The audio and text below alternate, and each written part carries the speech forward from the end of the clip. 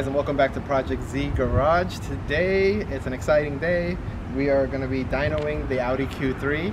We are currently at VTR, Vinny Ten Racing, here in Long Island.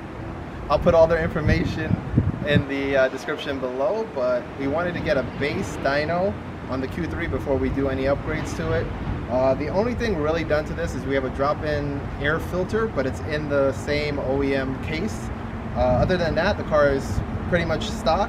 We did upsize the wheels to 19-inch, but it's pretty much the OEM sizing on the tires. So I really wanted to get a base dyno with all the wheels, with the way the wheels are now and not the winter setup, so we can have a closer comparison when we do upgrades, do the tune, and figure out what the car makes and the difference.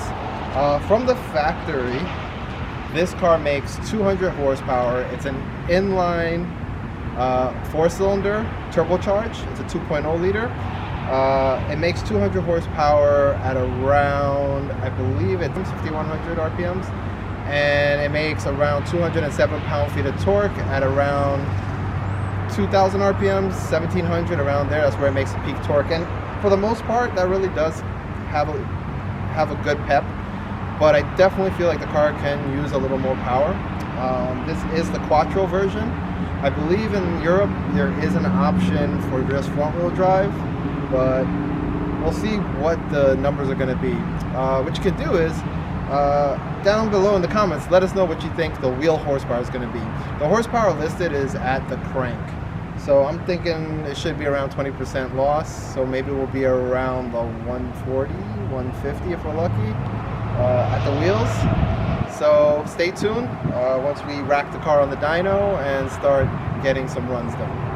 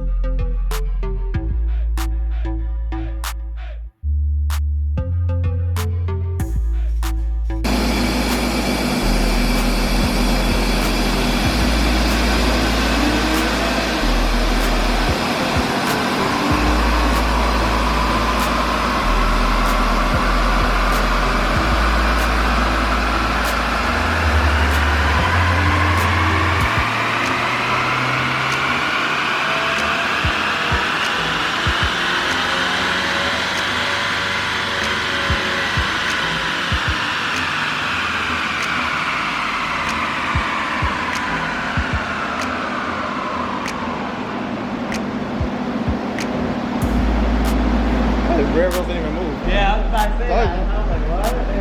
Well, what's going on there? Time for a turbo. What? Time for a turbo. Really?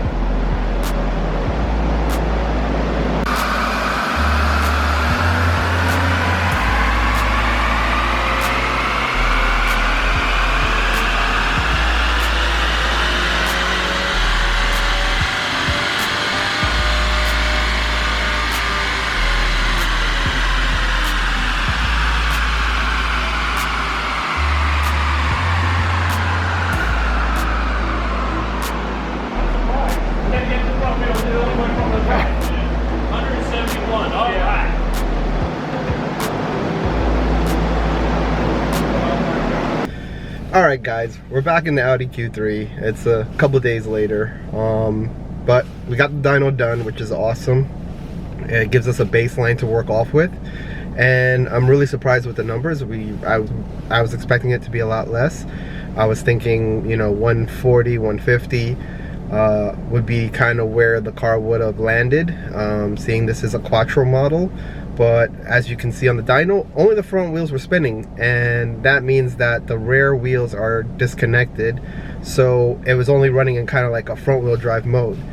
So a little more research kind of led me to find out that these, I believe it's called a hull, whatever the four-wheel drive system that this car uses, it's primarily run in front-wheel drive, and when it sees slip, then it would send power to the rear wheels. Now, my question is, when on the dyno, is it showing that it's just because it's not one wheel's different speed than the other, that's why it's not activating the rear wheels? I'm not sure. The dyno that we ran it on was not a linked dyno, which I know on the BMWs, which I found out, on the X drives, they need to have a linked dyno where the front and rear rollers are rolling at the same speed, or else it can cause damage.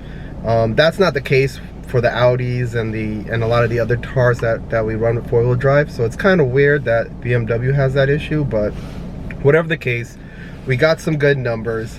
Let's see, I believe our top numbers were 171 horsepower and 185.3 pound-feet of torque. Now, if you were paying attention to that graph, one of those graphs read a lot lower. It showed like 134, and that's because the car upshift in the middle of the run. But the first and the second, I believe, yeah, it was the first and the third were the ones that we were able to do a complete run. The first run was 168 horsepower, 0.4, and 181 pound-feet of torque. And then, you know, our highest one, once the car's warmed up and everything, was 171.8, so almost 172 horsepower, and 185 pound-feet of torque. Now, those are pretty good, seeing that the crank horsepower was supposed to be 200 horsepower and 207 pound-feet of torque. We're right in that, I guess, 10-15%, you know, area where if it was just a front-wheel drive car or rear-wheel drive car, you would be. So that's our baseline, and that's the great thing about having that, is that now any upgrades we do, we can compare it to that one, seeing that we're running it at the same dyno, hopefully around the same parameters that we did the first dyno in, which is almost impossible. So there is going to be some variance in that, and then we can kind of figure out what gains we get from the mods that we're doing. So I think that was really cool, and I'm looking forward to seeing what this car really does. My next option that I need to figure out, or my next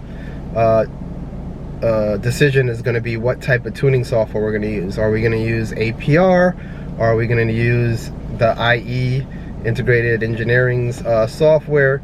It's really hard to find a software for the Audi Q3. It seems like the newer version of it, of the Audi Q3 and the Tiguan's and stuff like that from Volkswagen, they have software to back those cars up. The Q3 is in this weird location, or where there's not much support for it. I know APR has a tune, and I know IE, at first they told me they didn't, but then once I started looking through what they had for the Tiguan, under that it showed that it supported the Audi Q3 2015, which is the 8U designation for that model, and they do have a stage 1 tune for it.